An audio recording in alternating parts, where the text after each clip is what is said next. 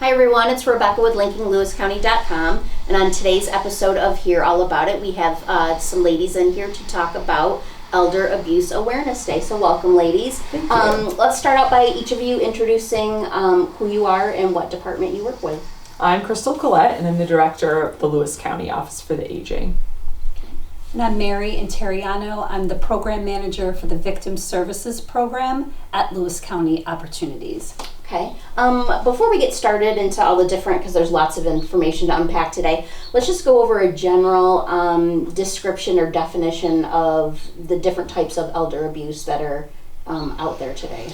Yeah, it's an important place to start because we don't talk about elder abuse very often. We struggle as a society talking about abuse in general, but that's the whole point of today, World Elder Abuse Awareness Day, to ask us to all stop and think about this important issue. So, elder abuse, it takes many different forms, and it's often the abuse of an older person, so that could be someone over 60, but I don't think we really need to pick an age. Right.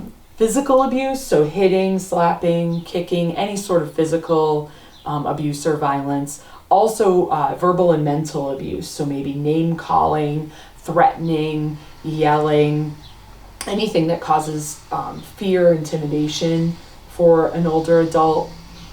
Also sexual violence, so we have trouble talking about sexual violence as a culture, but certainly older adults do sometimes experience sexual violence and rape or sexual assault or unwanted touching for an older person.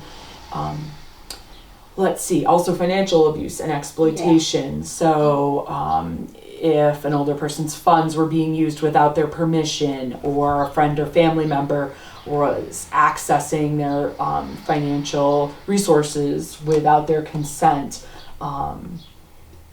all of these are examples of elder abuse. I mean, Mary, you could probably touch on like the power and control aspect of abuse. Yeah, and a lot of that encompasses is all those types of abuse that you just talked about.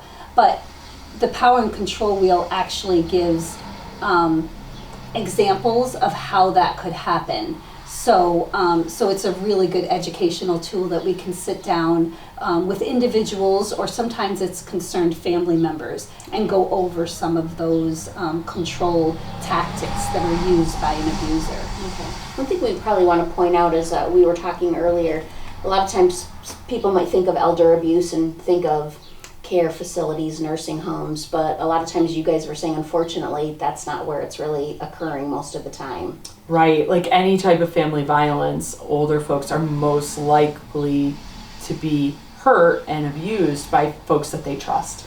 So family members, friends, a spouse. These are folks that we have in close proximity and in close trust in our life. And so these trusted people often, or occasionally, take advantage of that relationship and use coercive tactics to a lot of times abuse. It's done by someone who knows you intimately, so knows what's important to you, knows your likes, your dislikes, your interests, and uses that information against you in sometimes the worst ways. So that interrelationship is really, a big part of it. And I imagine for elderly, as they lose maybe some of their independence, whether that's physically or mentally, they're very vulnerable. Right.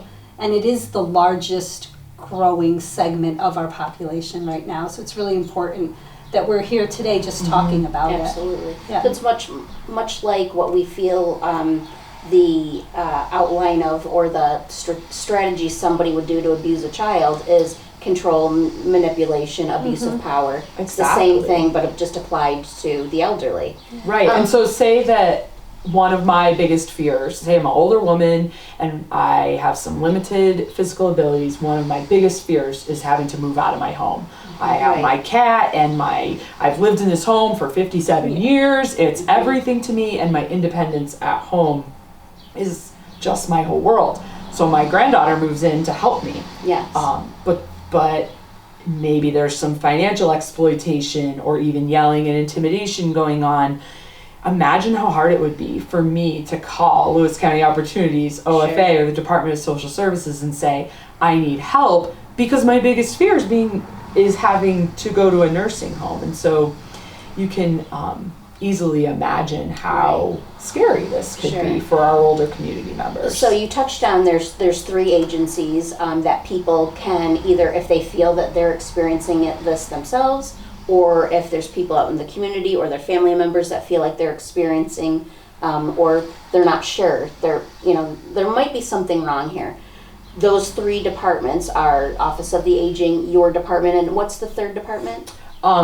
Adult Protective Services at the Lewis County Department of Social Services. And each of these agencies would handle these situations in different levels or in different ways, correct? That's right. Yeah. So at Lewis County Office for the Aging, we hope to be a trusted resource, a one-stop shop for older adults in our community. A lot of folks know our nutrition program, our home delivered meals program, and our congregate meal program. We're in a lot of older community members' homes, providing case management services. But oftentimes, older adults or caregivers call us just to talk over concerns, like in the situation the hypothetical situation I just referenced. And our job is to listen, ask important questions, and then help you get where you might need to go, whether it's a report to law enforcement, a connection with the Department of Social Services, or maybe even connect you with a victim advocate at Lewis County Opportunities. Right, because your office would not be doing any investigating. You might just be the first line of defense that someone calls, and then you guys would decide, do we contact Mary or do we contact Department of Social Services? Right. And go from there. Or sometimes if an older adult's talking to us about their concerns about how others in their life are treating them, sometimes combating social isolation, getting home delivered meals going, bringing an aide into the home, encouraging them to seek some other community supports, it really might help with tense family situations where everybody just needs a little bit more help and support so that we don't get to,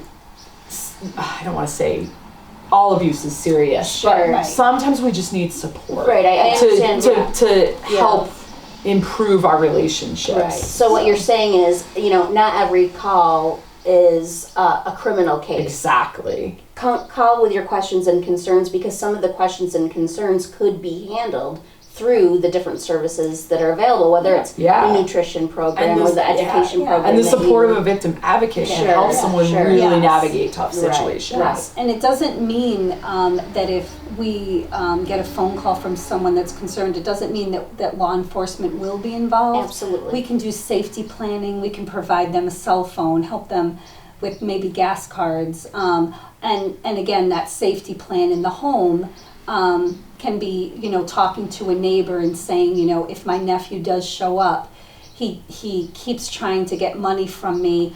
I'm going to put this red curtain up. If you see that, maybe you could come over, or so we'll work out a safety plan with them. And if they want to take it a step further, we can look at maybe obtaining an order of protection for them. Perfect. Maybe calling law enforcement. Okay. So there's many ways to put out a small fire or a big fire if there needs to be. These agencies can handle that. And if a situation does need to be investigated, that's where our partners at the Department of Social Services and Adult Protective come in.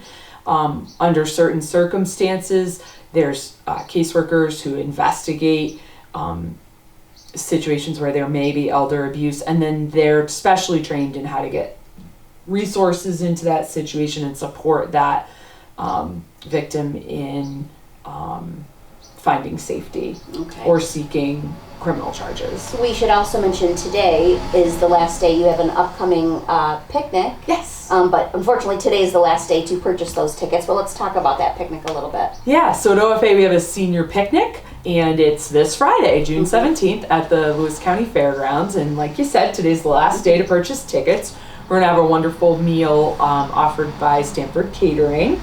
And we're kicking off the morning at 9:30 with the puzzle contest, the partnership that we're doing with Lewis County Fair. So it'll be the puzzle competition for the 60 and over division. Then we'll have lunch together around noon. We'll award our older adult of the year We'll Nice. announce our Okay. older adult of the year, and then we'll have bingo after lunch. So come on up to our office at Stowe Street to get your ticket for the picnic on Friday, and we'll have education and a bunch of materials at the picnic about World Elder Abuse Awareness Day. Perfect. And how much are those tickets for that? $10. Well, that's a steal. Can't get lunch I for know, less than right? $10. That's beautiful. So, ladies, again, if anyone feels though they're a victim of elder abuse or family members are concerned, again, what are the numbers? Where should they reach out? You have a hotline? Yeah, we have a 24-hour crisis hotline, and the number is 315-376-4357.